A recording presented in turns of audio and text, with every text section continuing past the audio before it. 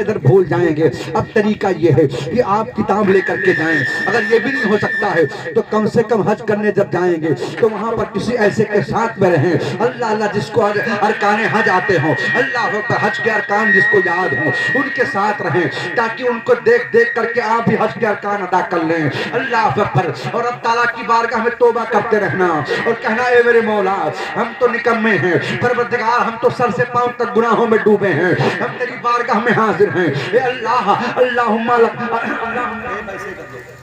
اے اللہ ہم تیرے گھر میں حاضر ہیں. اللہم لبیک, اللہ اکبر, اے اللہ ہم تیرے گھر میں حاضر ہیں. اے میرے پروردگار ہم تیرے گھر میں حاضر ہیں. اللہ اکبر. چنانچہ جب لبیک لبیک کی صدا چاروں طرف سے بلند ہوگی تو اللہ اکبر مجرم کی طرح رب تعالیٰ کی بارگاہ میں پیش ہونا. اے میرے مولا ہم گناہوں میں ڈوب کر کے آئے ہیں, میرے مولا ہم خاطی ہیں, پاپی ہیں, سیاہکار ہیں, بدکار ہیں, ذلت اور رسوائی میں ڈوبے ہیں, پر اے پروردگار ہم تیری بارگاہ میں آئے ہیں, معافی مانگ رہے ہیں. اے میرے مولا میرے خطاؤں کو معاف کر دے, میرے مولا میرے گناہوں کو معاف کر دے. پروردگار معافی مانگنا تیرے بندے کا کام. اے اللہ اپنے مقدس گھر کی برکت سے, اے اللہ غلاف کعبہ کی برکت سے, اے اللہ مقام ابراہیم کی برکت سے, اے اللہ حجر اسود کی برکت سے میرے خطاؤں کو معاف کر دے, میرے گناہوں سے گناہوں کو معاف کر دے. اللہ اللہ اللہ ہوگا ایسا نہ ہو کہ آپ جا کر کے وہاں پر آرام کریں. نہیں نہیں, آرام کرنے کا معاملہ نہیں ہے. جتنا ہو سکے آپ اللہ اکبر آپ نماز کی پابندی کریں, جتنا ہو سکے آپ اللہ اکبر مکمل طور سے حج کے ارکان کو ادا کریں. اللہ اکبر. کبھی میرا کے میدان میں آپ جائیں گے, قربانی کا معاملہ ہوگا, وہاں قربانی پیش کی جائے گی. آپ صفا مروہ پہاڑی پر جب جائیں گے اللہ اکبر ایک عظیم پیغمبر کے بی بی کی یاد تازہ ہو جائے گی. اللہ اکبر. چنانچہ حضرت اسماعیل کی یاد میں ان کی والدہ دوڑی تھی صفا مروہ پر, 7 چکر لگائی تھی. اب حاجیوں پر یہ واجب ہو گیا ہے کہ جو حاجی حج کرنے کے لیے آئے گا صفا مروہ پر بھی دوڑ لگائے گا, صفا مروہ پر بھی جائے گا. اللہ اللہ اگر آپ دوڑ نہیں سکتے ہیں تو جتنی آپ کے اندر طاقت ہے اس طاقت سے آپ چلیے. اللہ اکبر کہنا مالک اللہ اللہ قدم بڑھانا تیرے بندے کا کام ہے, ہمت پیدا کرنا یہ پروردگار عالم تیرا کام ہے. اے میرے مولا مجھے ہمت عطا فرما تاکہ میں حج کے ارکان کو ادا کر لوں. اللہ اکبر. میں کہتا ہوں مقام ابراہیم کے پاس آپ جائیں گے, غلاف کعبہ پر آپ چومیں گے, حجر اسود کا بوسہ آپ دیں گے. اللہ اکبر. اب جب یہاں سے سارے حج کے ارکان کو آپ پورا کر لیں گے اور پورا کرنے کے بعد میں جب وقت آئے گا اس دن کا انتظار کرنا جب اعلان ہوگا حاجیوں اب مکہ سے مدینہ شریف چلو. اللہ اکبر.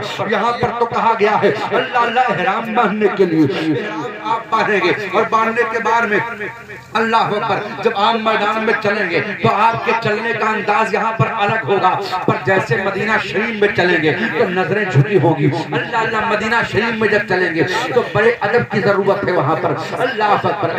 چنانچہ کتابوں میں آیا ہے, تاریخ شاہد ہے. اللہ اکبر.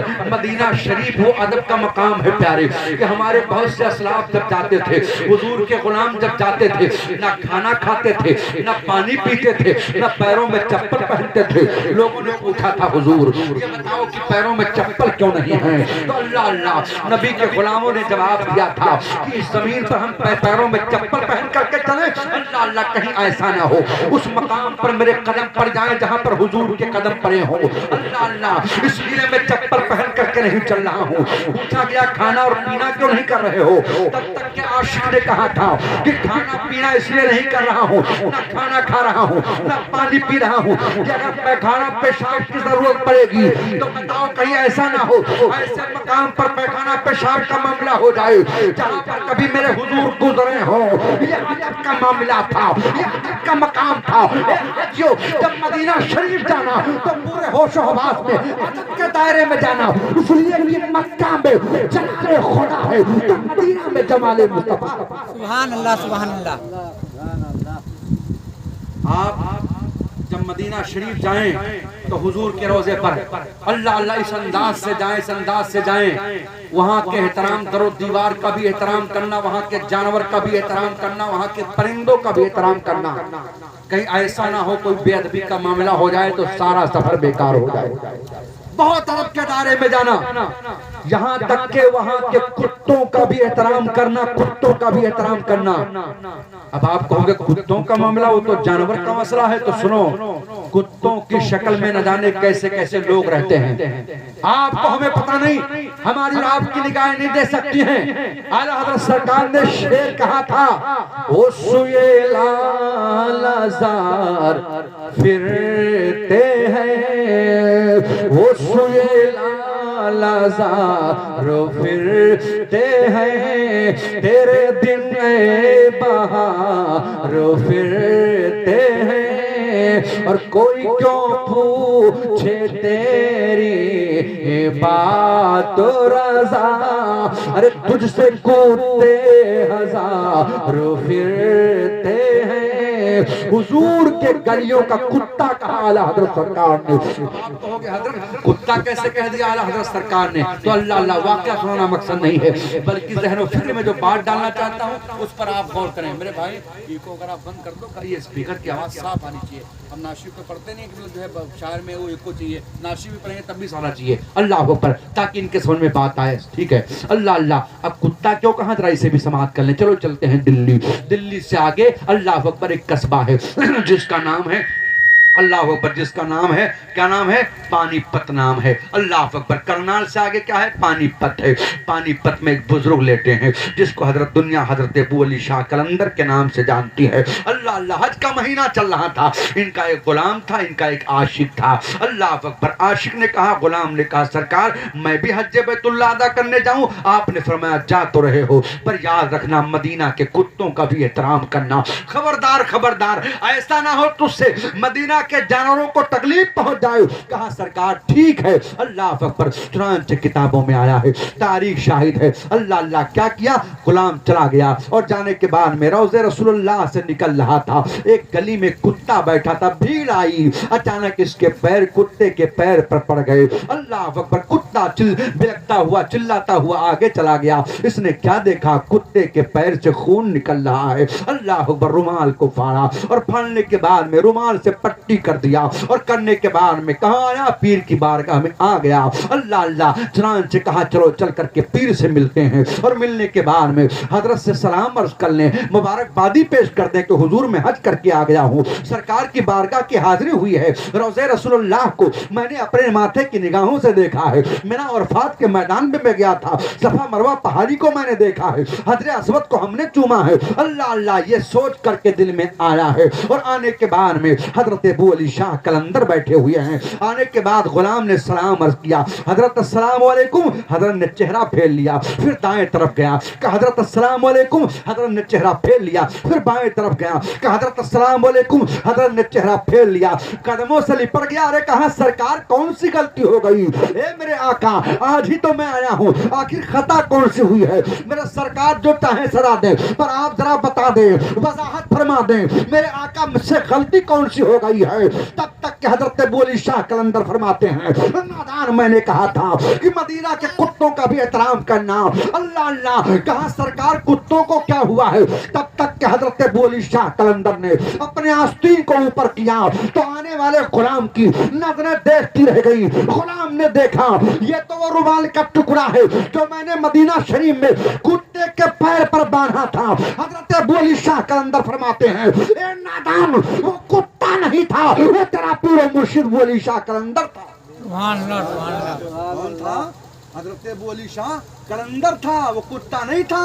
تو اعلیٰ حضرت سرکار فرماتے ہیں، کوئی کیوں پوچھے تیری بات رضا، تجھ سے کتے ہزار پھرتے ہیں۔ اللہ اکبر۔ حضور کے گلیوں کا احترام کرنا۔ چنانچہ حضرت امام مالک ہیں، آؤ ذرا دیکھو۔ اللہ اللہ۔ امام مالک، اللہ اکبر۔ کون امام مالک ہے؟ اللہ اللہ۔ 4 امام ہیں، حضرت امام اعظم ابو حنیفہ ہیں، حضرت امام احمد بن حنبل ہیں، حضرت امام شافعی ہیں، حضرت امام مالک ہیں۔ حضرت امام مالک جب اللہ اکبر گئے حج ادا کرنے کے لیے، حج بیت اللہ سے فارغ ہو کر کے مدینہ شریف کی گلیوں میں آپ چل رہے ہیں، اللہ اکبر، ادب کا مقام احترام دیکھو، پیروں میں چپل نہیں ہے۔ حضرت امام مالک چل رہے ہیں، چلتے چلتے آپ کو یاد آیا، حضرت امام مالک نے جب پرانی عمارتوں کو دیکھا، پرانے در و دیوار کو دیکھا، تو حضرت امام مالک نے چومنا شروع کر دیا۔ اللہ اللہ، نزد ذہن و فکر رکھنے والے آج یہی سوال کرتے ہیں کہ چومنا کہاں سے ثابت ہے؟ نادان آدم دیکھ، حضرت امام مالک کو دیکھ لے، حضرت امام مالک ہیں،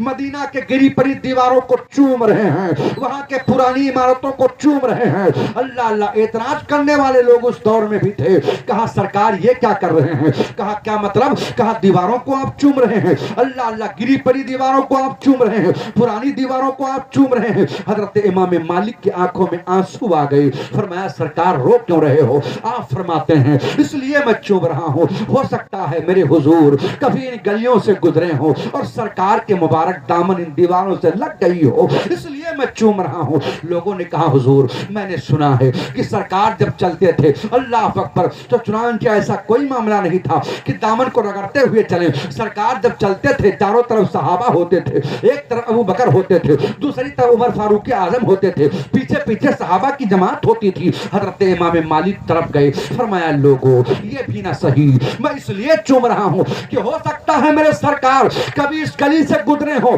تو سرکار کی نگاہ نبوت ان دیواروں پر پڑ گئی ہو، اس لیے میں چوم رہا ہوں۔ لوگوں نے کہا سرکار حضور کے بارے میں تو اللہ کے رسول کی حدیث ہے کہ سرکار جب چلتے تھے تو نگاہیں جھکی ہوتی تھیں، آپ کہتے ہو کہ سرکار کی نگاہیں پڑ گئی ہوں۔ امام مالک کو جوش آ گیا، ارشاد فرماتے ہیں لوگوں یہ بھی نہ صحیح، میں اس لیے چوم رہا ہوں کہ مانا ان دیواروں کو میرے حضور نے نہیں دیکھا ہے، پر اللہ اکبر ان دیواروں نے میرے سرکار کو تو ضرور دیکھا ہوگا، اس لیے میں چوم رہا ہوں۔